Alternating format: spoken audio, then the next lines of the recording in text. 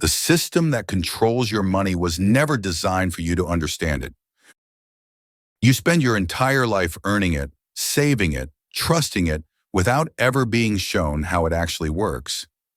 According to the European Central Bank, over 70% of people have no idea who creates money or how it is created. And yet, we all spend our lives earning it, saving it, and trusting it. We dedicate decades to chasing it, building our security, our dreams, and our identities around something very few of us truly understand. This is Unblocked Money, the series where we decode the new financial world with clarity and precision. So, before you can judge Bitcoin, you first need to understand the system it was designed to react to.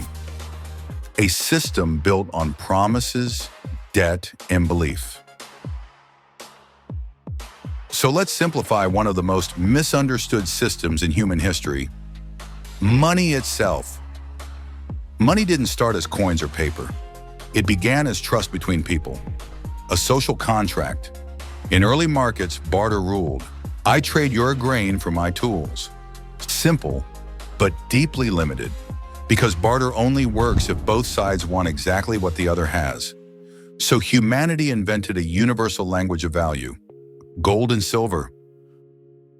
But why gold? Because it was rare, durable, divisible, and almost impossible to fake. A Roman gold coin held the same value in Greece, Egypt, or Persia. Gold connected civilizations that had never met. It became a silent agreement. Value recognized anywhere, by anyone. But carrying gold was dangerous. Thieves, wars, loss. So merchants began storing their gold with goldsmiths who issued signed paper receipts confirming the deposit. Soon people realized something critical. They didn't need the gold itself. They could trade the receipts, so the receipt became money. And this is how paper money or fiat currency was born. The Latin word fiducia means trust. Our money, even today, is built entirely on that principle. Over centuries, that trust migrated from individuals to goldsmiths to banks to governments. Each transition promised more convenience and demanded more faith. By the 20th century, governments took full control. The Federal Reserve was created in 1913, and central banks like the ECB followed later. They promised, our currency is backed by the strength of the state. But that promise changed in 1971, when President Nixon ended the gold standard. From that moment forward, money was no longer linked to metal, only to trust in governments.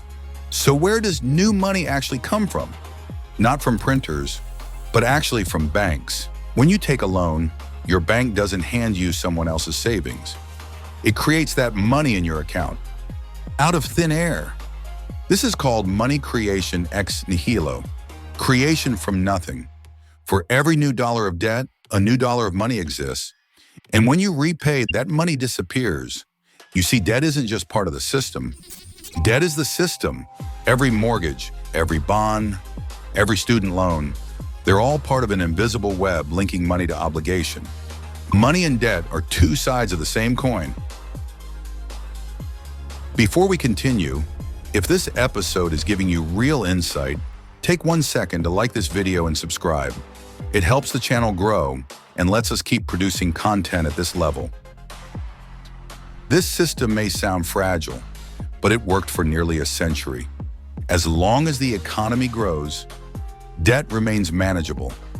Banks lend, businesses invest, governments regulate, and the cycle continues. This debt-based system financed the Industrial Revolution, global trade, the internet, and even space exploration. It created jobs, wealth, and innovation, but at a cost we rarely question, because it all rests on one invisible foundation: trust. Trust that banks will stay solvent. Trust that governments will control inflation. Trust that the numbers in your account will still mean something tomorrow. And when that trust falters, everything shakes. Different eras, but same symptom. Confidence lost, panic triggered, wealth erased. Each crisis leaves the same question echoing through history. Can we really trust a system built entirely on debt? By the early 2000s, greed replaced prudence. Banks lent money to anyone, then bundled risky mortgages into complex financial products. They sold these debts around the world as safe investments. And it worked until the borrowers couldn't pay. In 2008, the bubble burst. Lehman Brothers collapsed, markets froze, panic spread. To save the system, governments printed trillions. Banks were rescued, citizens paid the price. Confidence in the foundation of money collapsed. Families lost homes, jobs, and faith in the institutions meant to protect them. For many, this was the moment the illusion cracked, revealing that the system we trusted might not deserve that trust. Then quietly on October 31st, 2008, a PDF appeared online, a purely peer-to-peer electronic cash system, signed by a name no one could verify, Satoshi Nakamoto, a manifesto for a system without banks, without governments, and without trust in human institutions, a system where math replaces authority, where code becomes law. You see, Bitcoin wasn't born from greed. No, it was born from disillusionment, and it replaces trust in institutions with trust in mathematics, where governments can't print more on a whim, where every transaction is validated by the many, not the few. Its supply is capped at 21 million coins, period. Its rules are transparent. Its system is open to anyone. And for the first time in modern history, money wasn't tied to power. It was tied to proof. Bitcoin doesn't destroy the idea of money, it redefines it. So what does this mean for you? Money began as a tool for exchange. Gold was replaced by paper, paper by credit, and credit by belief. Our entire financial system runs on faith. Faith in banks, in governments, in stability. And when that faith broke in 2008, a new alternative emerged. Built not on trust, but on verification. For the first time, we could imagine a world where value moves freely, transparently, and most importantly, without permission. If this episode brought you clarity, subscribe. The next one is essential. And tell me, do you think this shift empowers people or gives institutions too much power?